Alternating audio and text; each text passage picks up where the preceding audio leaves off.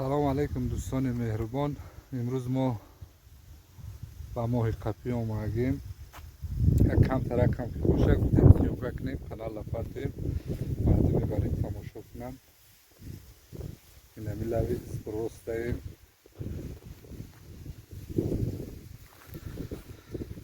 ولی وقتی ماه قپی هم شیدگی نیسته اما گفتیم یک بار هوای گرم دیدیم با خوردیم.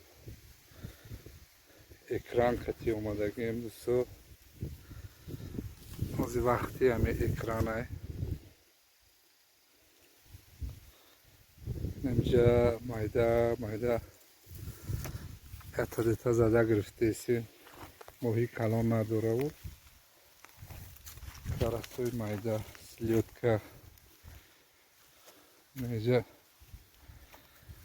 چنگه کتی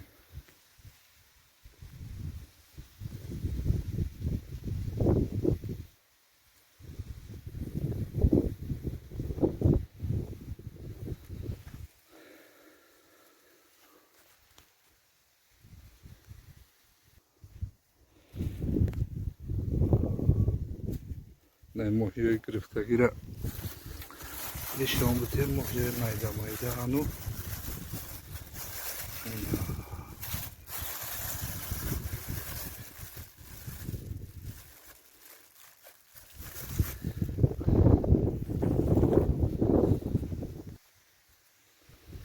اگه 15-20 روز دیگه موندگی های انشاءالله هوا خوی شوند.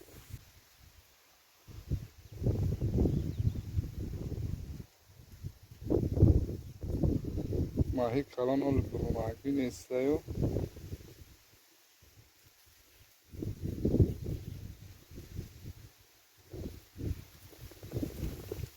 یکم 15 روز بعد نصیب باشه ماهیگیری هم سر میشه.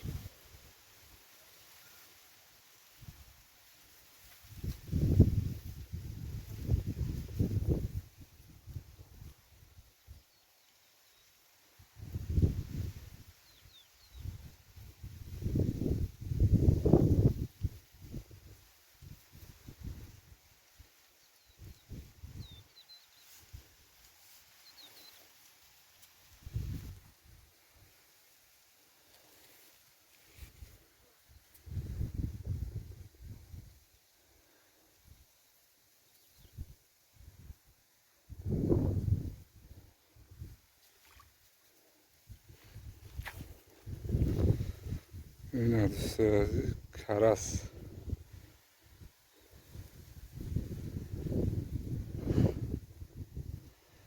کرسوی مایده اک برآمده